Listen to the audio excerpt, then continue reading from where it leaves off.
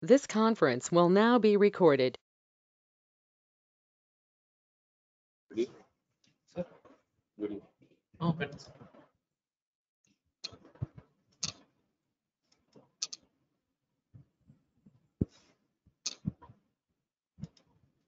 students, can you hear me?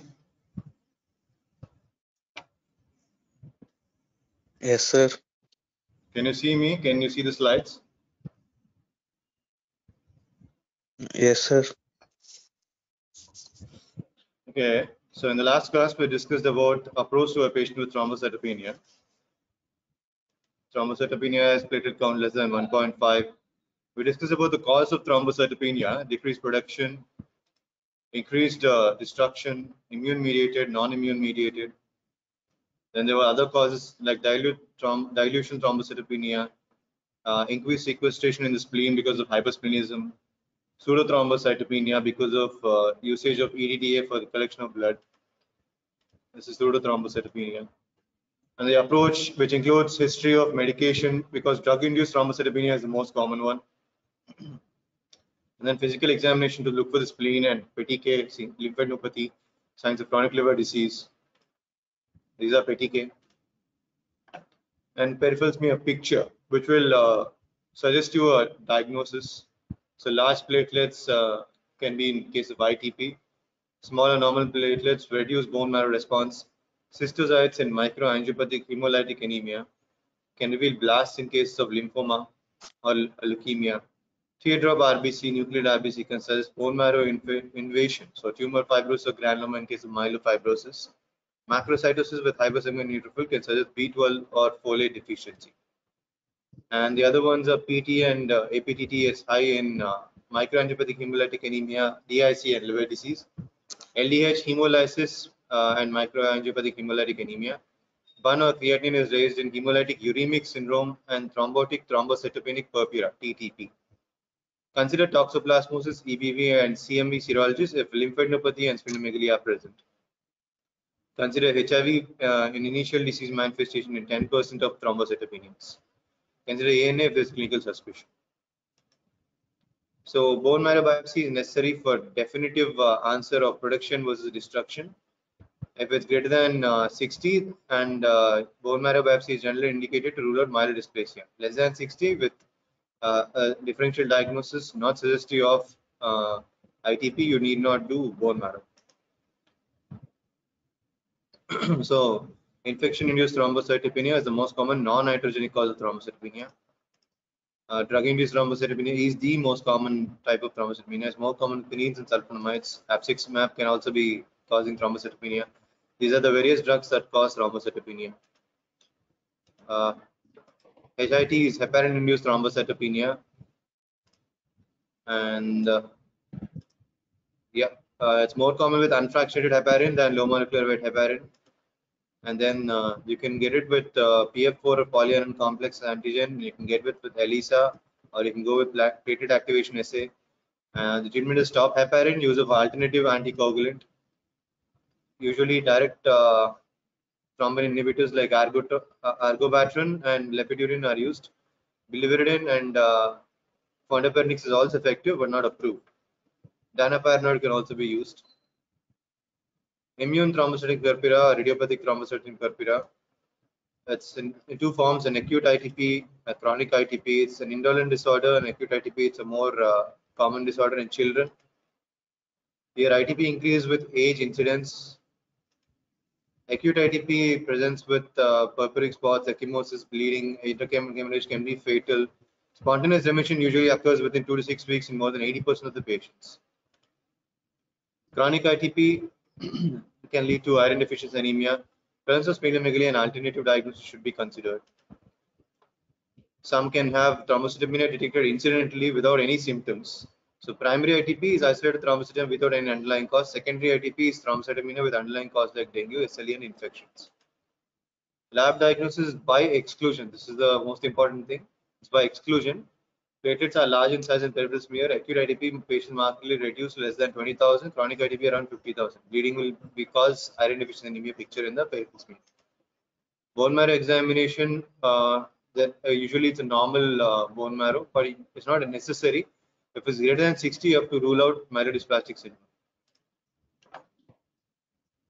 Tests to be performed for secondary cause are the serology test, and then for H. pylori, and then AIHA with ITP. The treatment is only if the platelets are less than 20,000 and with bleeding manifestations, you can go for platelet transfusion. Greater than 30,000, they don't have increased mortality. So in most cases, prednisolone and also immunoglobulin therapy can be used. Intravenous IgG also are used in severe cases. And for patients with severe bleeding, high-dose glucocorticoids with IVIG or anti-D therapy.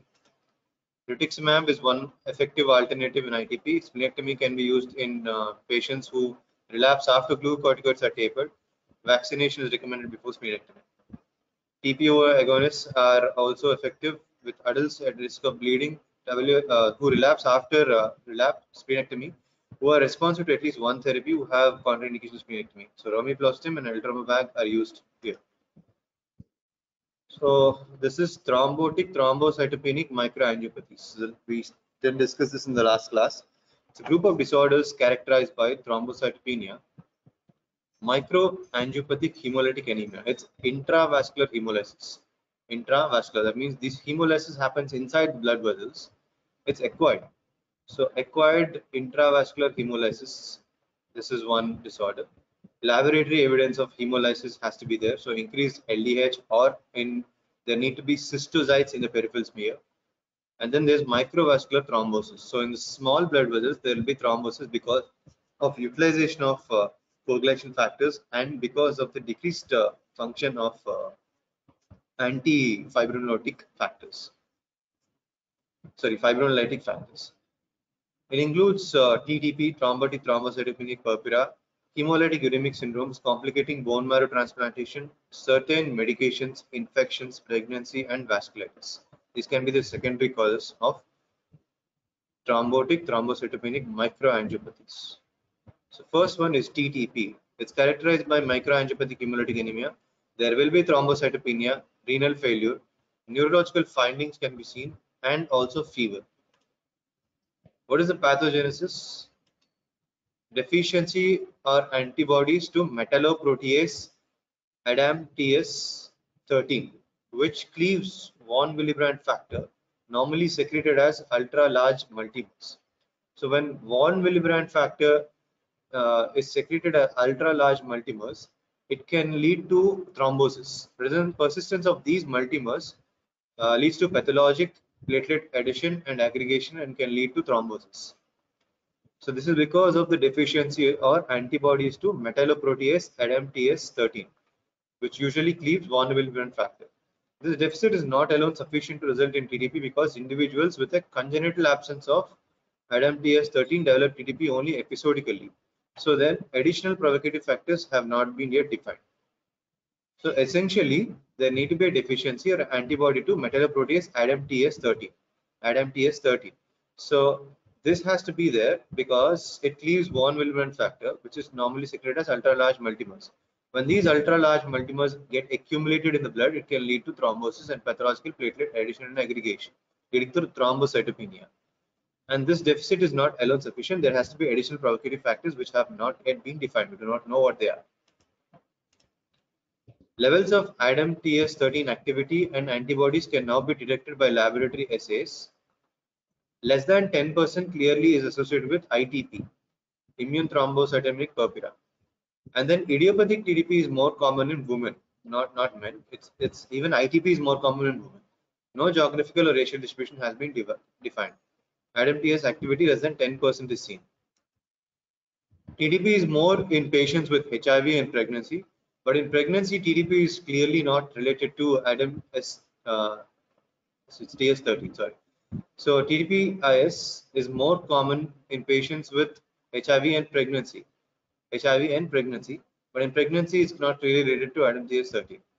Medications are ticlopidine and clopidogrel. It's secondary to antibody formation because they are P2Y12 inhibitors.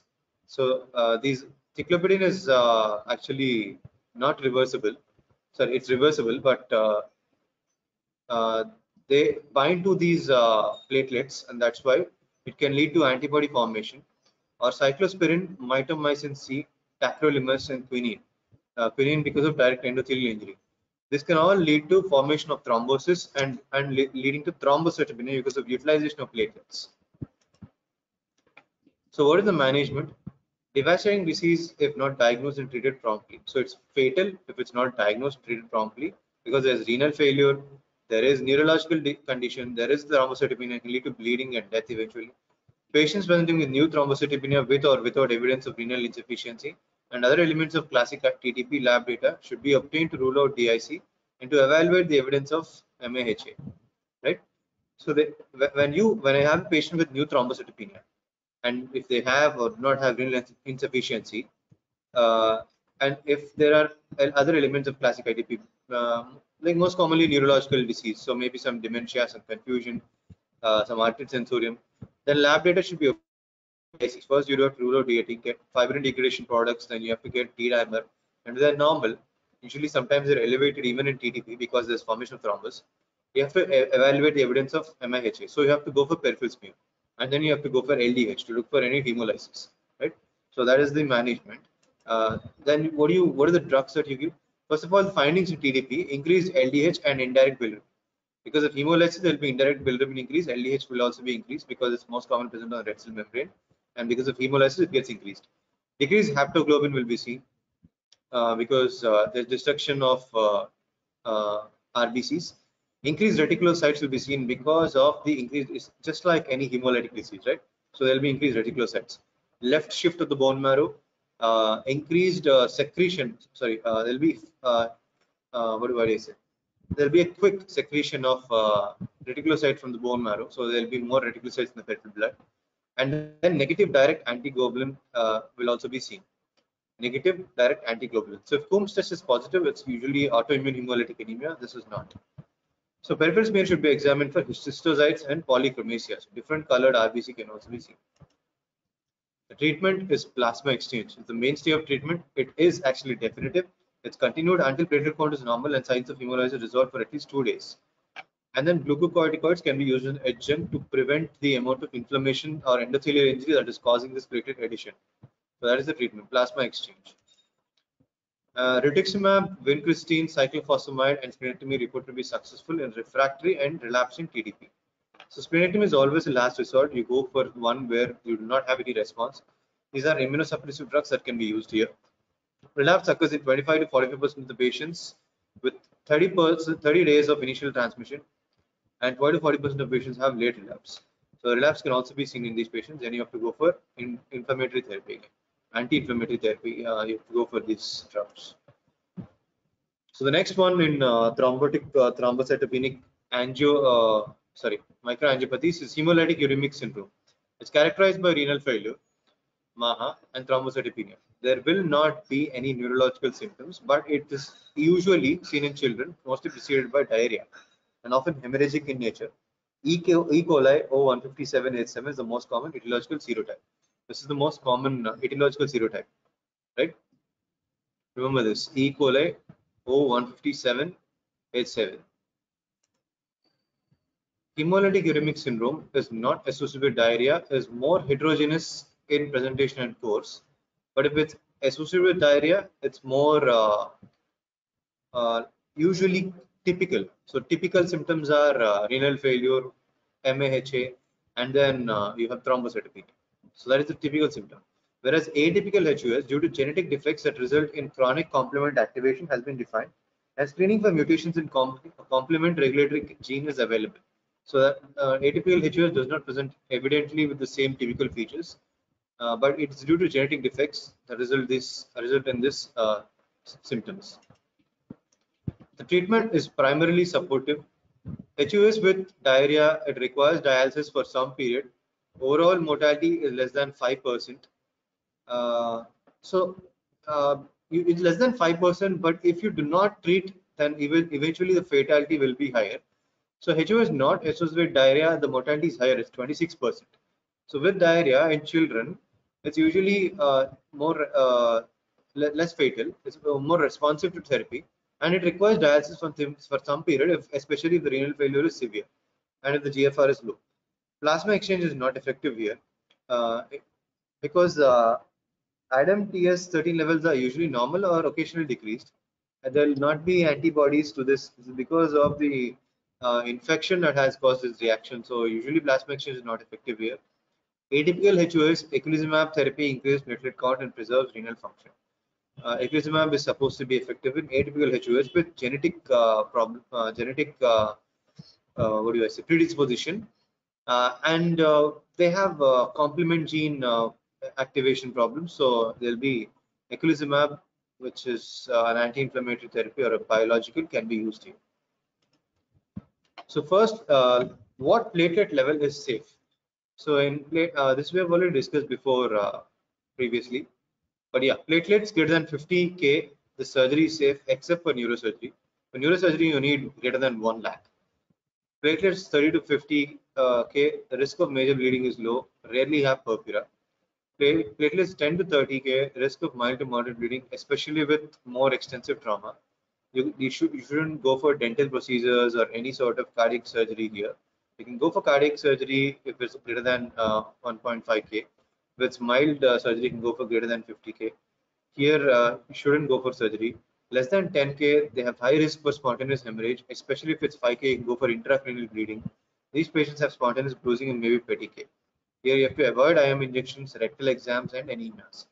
And you have to give platelets, single donor platelet transfusion if it's less than 10K. Or if it's less than 20K or 30K with bleeding manifestations, you have to give single donor platelets. So first, so when not to transfuse platelets, if you've understood when to transfuse or when not to. When you think the transfusions may induce immune resistance, you shouldn't transfuse. So if the presence of antibodies, if there's presence of Coombs test positive, you need not transfuse patients platelets in those patients unless there's severe thrombocytopenia, where you have no other choice.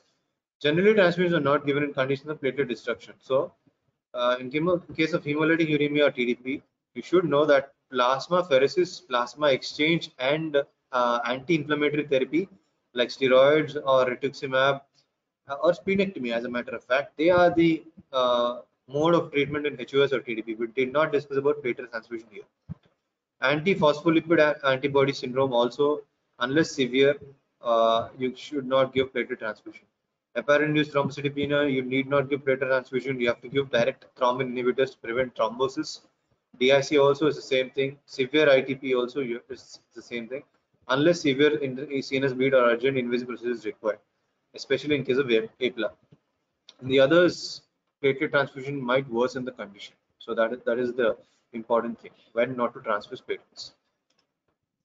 So when to transfuse, we said that if platelet is less than 10,000, there's the risk of spontaneous bleeding. If it's less than 20,000 and active bleeding, if it's less than 40 to 50,000 prior to an invasive procedure like surgery, childbirth, central line, tooth extraction or thoracocentesis, then you have to go for platelet transfusion. If less than 1 lakh, it's prior to neurosurgery or epidural analgesia, you have to give platelets. So single donor platelets are usually used because they do not they are not prone to destruction. So that is when to transfer platelets. The conditions that may require is commonly you can see that dengue disease requires platelets if it's less than 20,000 with active bleeding or less than 10,000. So the other ones, if greater than 30,000, you need not worry about spontaneous bleeding. So that is about the thrombocytopenia approach. That's the end of today's class.